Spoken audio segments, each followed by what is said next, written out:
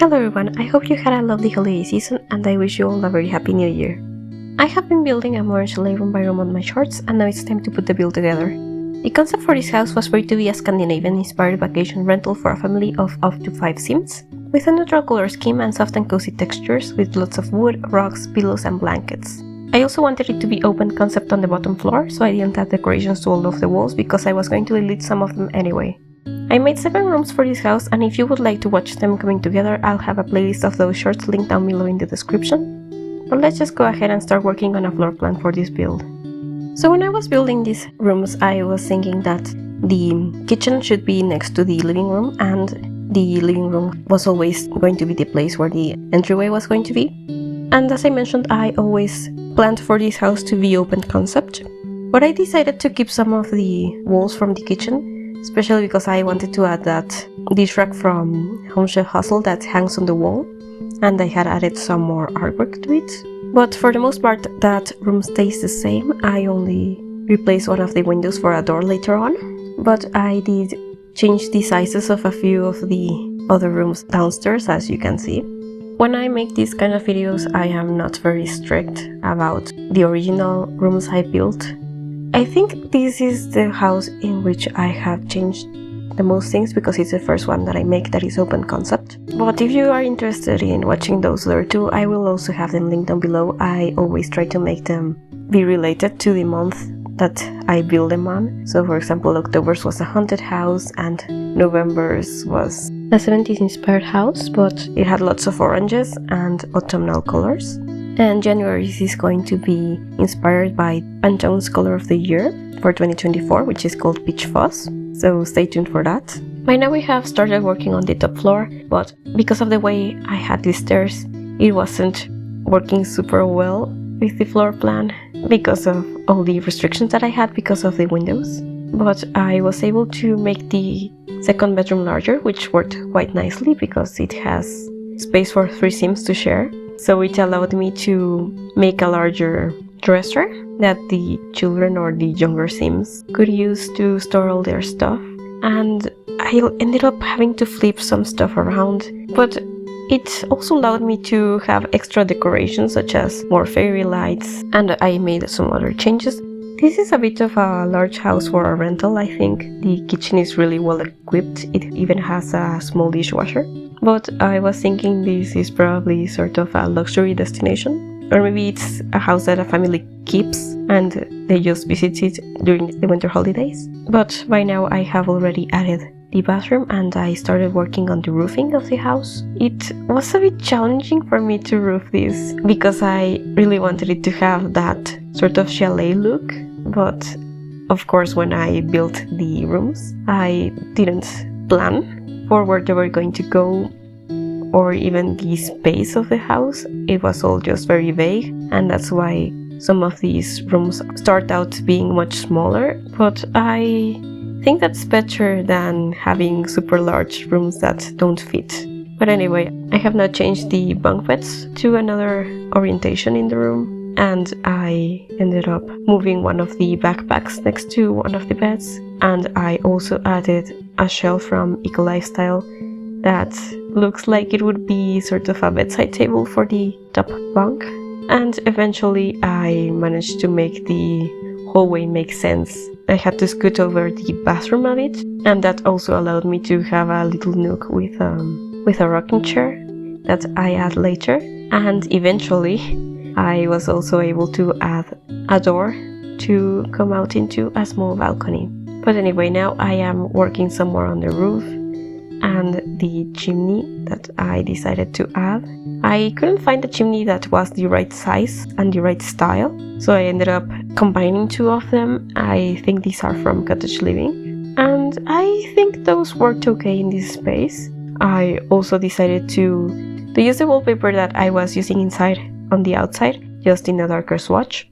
And when I was looking at the exterior of the house, I realized how well the door looked underneath those windows, so I just added another window to make it look a bit more like a continuation of the same thing. And I also have an awning on top of it so that it looks perfect, because this door isn't from Eco Lifestyle. It is a little bit skinnier than the windows, But with this it worked perfect, and I also really wanted to have this in the snow, but that made it so that I couldn't see what the texture of the roof was like.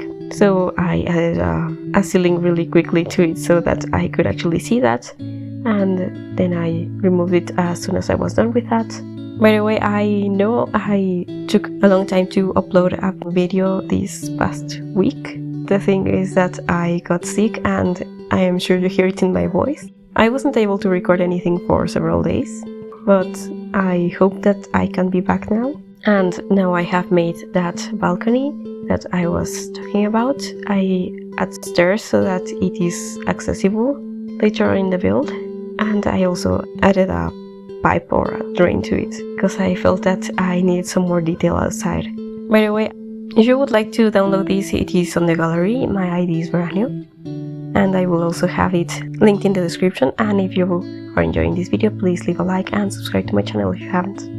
But now I have added that rocking chair and some more seating to the back of the house. I wanted there to be a deck that was accessed from the kitchen, and I actually noticed later on in the build that I never added a rug outside of this. But I don't think that it's that big of a deal. It's something that is very easy to add if you want. And anyway, the seams are not going to actually drag any snow or dirt into the house. But I really wanted this space, this outdoor space, to be really cozy. And I added this cool coffee table. It's glassed as a candle, so it looks like it can give some warmth besides adding some light to the space.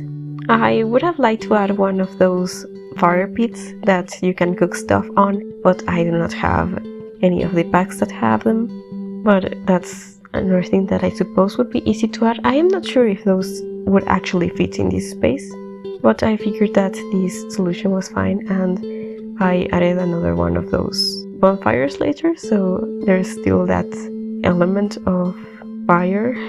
But anyway, I just added some more decorations to this space. I finished off the entryway by adding these logs underneath the stairs. Those are from werewolves, and the reason why I hadn't added them before is because I didn't have werewolves, but I got that pretty soon after I thought I was done with this build, or almost done with this build. So I decided that it would make sense to add them. And I also added one of those, I think they're called wedge cushions from For Rent, to this storage unit from Eco Lifestyle that looks very cozy.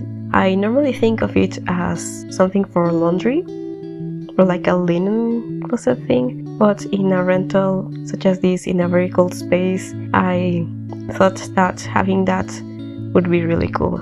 But anyway, I have now changed the lots that this chalet is on. I don't remember what this one is called, but it is in the world of Henford-on-Bagley, which is the one that comes with Cottage living. It's that lot that is on top of the mountain next to the waterfall, and I felt that it was perfect for a chalet because I really like the idea of this house being in the mountains and there being all of this snow. So I really enjoyed having this house fit in this lot, and I just added some very simple landscaping, just a few trees that I think all of them come with Cottage living, with the debug, and the tree that comes with Movie Hangout that has the lanterns. I really just added it because of the lanterns, because I do not know if this kind of tree would keep its leaves in the winter, but I also really like the idea of it having a bench underneath it. This is completely unrelated to the video, but as I was editing this,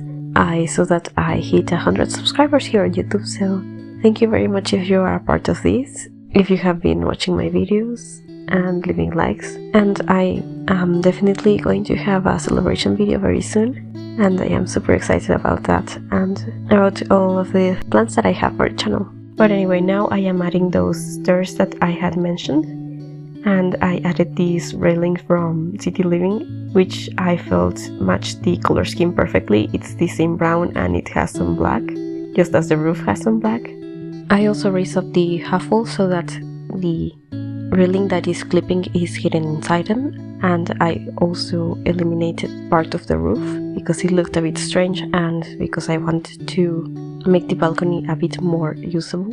And now you can see that I have that door so that the balcony is accessible from upstairs and from the downstairs. And I just added some finishing touches to the outside. I also wanted there to be some seating right next to the front door. I also wanted to add that candle from Seasons, I believe. It was a bit large and it was conflicting with the tree, so I sized it down and I made sure to check that the flame of the candle wasn't floating, which is something that happens sometimes, but there wasn't a problem with that. And that's pretty much it for this build. Thank you so much for watching, and I will see you next time.